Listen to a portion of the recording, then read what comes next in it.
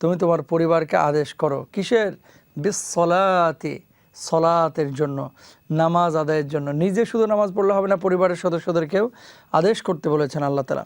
অনেক মানুষকে আমরা যখন নামাজের দাওয়াত দিই তখন চাহনিটা বা তার উপস্থাপনাটা এমন হয়ে থাকে যে সে নামাজ না পড়লে মনে হয় আল্লাহর আসমানে খাদ্য সংকট তৈরি হবে। নাউজুবিল্লাহ। তোমরা নামাজ কায়েম করো, যাকাত প্রদান করো, রুকুকারীদের সাথে তোমরা রুকু করো। আল্লাহ তাআলা নবীকে আদেশ করছেন, হে নবী, যারা ঈমানদার তাদেরকে আপনি বলে দিন কি তারা যেন নামাজ পড়ে, নামাজ কায়েম করে, এবং যে সম্পদ আল্লাহ সুবহানাহু ওয়া তাআলা তাদেরকে দান করেছেন এই সম্পদ থেকে যেন প্রকাশ্যে এবং গোপনে তারা দান করে। ফরজ নামাজের ব্যাপারে কোরআন এবং সুন্নাহের মধ্যে বা হাদিসের মধ্যে কি আছে? ফরজের গুরুত্ব আমরা জানলাম, কিন্তু হাদিসের মধ্যে কোরআনুল কারীমের মধ্যে আল্লাহ সুবহানাহু ওয়া তাআলা কি বলেছেন? সূরা তহার 132 নম্বর আয়াতে আল্লাহ সুবহানাহু ওয়া তাআলা এখানে বললেন, ওয়া'মুর আহলাক, তুমি তোমার পরিবারকে আদেশ করো কিসের? বিসসলাতি, সলাতের জন্য, নামাজ আদায়ের জন্য। নিজে শুধু নামাজ পড়লে হবে না, পরিবারের সদস্যদেরকেও আদেশ করতে বলেছেন আল্লাহ তাআলা। এবং ওয়াসতাবির আলাইহা, এটার উপরে তোমরা অবিচল থাকো। আছে না কিছু মানুষ যে ফজর পড়লো, জোহরে খবর নাই, জোহর পড়লো, দেখেন ওই যে করোনা আমাদের পৃথিবীতে একেবারে মেসাকার অবস্থা করে দিয়ে গিয়েছিল। তার মানে মানুষ যখন বিপদে পড়ে আল্লাহকে বেশি বেশি রাখে। তা আল্লাহ সুবহানাহু ওয়া তাআলা কি বলছেন? ওয়াসতাবির আলাইহা, নিয়মিত পড়তে বলেছেন এবং এটার উপরে অবিচল থাকার কথা বলেছেন। এরপর আল্লাহ কি বলছেন? লা নাসআলুকা রিজকা, আল্লাহ বলছেন আমি তোমাদের কাছে রিজিক চাই না। অনেক মানুষকে আমরা যখন নামাজের দাওয়াত দিই তখন চাহনিটা বা তার উপস্থাপনাটা এমন হয়ে থাকে যে সে নামাজ না পড়লে মনে হয় আল্লাহর আসমানে খাদ্য সংকট তৈরি হবে। নাউজুবিল্লাহ। দেখেন আমরা নামাজ আদায় করছি, ইন্না সলাতি ওয়া নুসুকি ওয়া মাহইয়ায়া ওয়া মামাতি লিল্লাহি রাব্বিল আলামিন। আমাদের নামাজ, কোরবানি সব কিছু হচ্ছে আল্লাহর জন্য। তা আল্লাহর জন্য এর মানে এই না যে আমি নামাজ পড়লে আল্লাহর আসমান টিকে থাকবে, আমি নামাজ না পড়লে আল্লাহর আসমান ধসে পড়বে। নাউজুবিল্লাহ। ব্যাপারটা এরকম না। আল্লাহ বলছে তোমরা যে সলাত আদায় করবে, আমি তোমাদের কাছে রিজিক চাই না, বরং আল্লাহ বলছেন নাহনু নারযুকুক, আমি আল্লাহ রাব্বুল আলামিন তোমাদেরকে রিজিক দেই।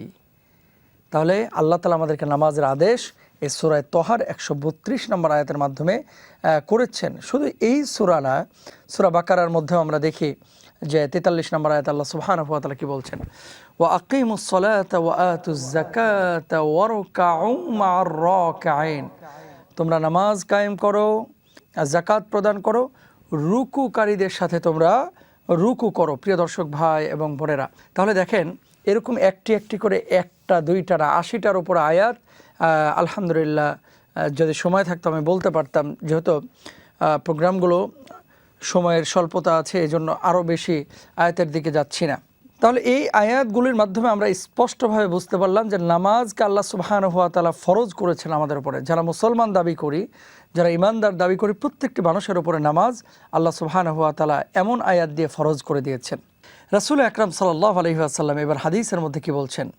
হাদিসের মধ্যে আল্লাহর হাবিব সাল্লাল্লাহু আলাইহি ওয়াসাল্লাম, আমি একটু আগে একটি হাদিস বলেছি, তারপরেও বুনিয়াল ইসলামু আলা খামসিন শাহাদাতু আল্লা ইলাহা ইল্লাল্লাহ ওয়া ইকামিস সালাহ ওয়া ইতাইজ যাকাহ ওয়া হজ্জুল বাইতি ওয়া সাওমি রমাদান।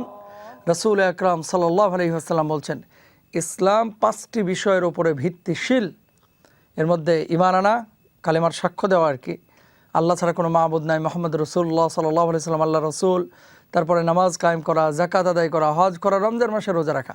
দেখেন এখানে তাহলে নামাজ কায়েম করা এটা হচ্ছে ফরজ, এবং শুধু ফরজ না, ইসলাম যে ভিত্তির উপরে দাঁড়িয়ে আছে। সুবহানাল্লাহ।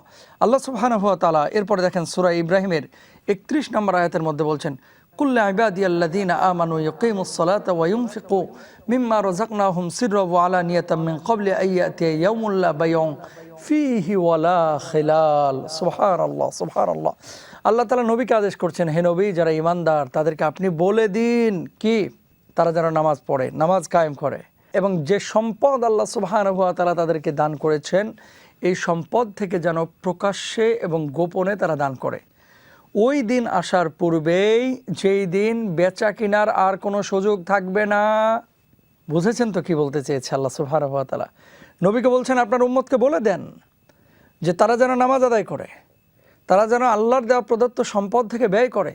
কোন দিন আসার পূর্বে? যেদিন বেচা কেনার আর সুযোগ থাকবে না।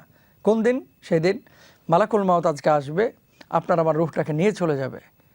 যদি নিয়ে চলে যায় এরপরে কিন্তু আর এ নামাজ কায়েম আদায় করার সুযোগ থাকবে না। তাহলে আমরা বুঝতে পেরেছি কোরআন এবং হাদিসের মধ্যে নামাজের ব্যাপারে কতটা গুরুত্ব দেওয়া হয়েছে। আরও একটি হাদিসের মধ্যে রাসূল আকরাম সাল্লাল্লাহু আলাইহি ওয়াসাল্লাম বলছেন, মান সাল্লাস সালাওয়াতিল খামসা ফি জামাআতিন খরাজাত মিন খতিআতিহি।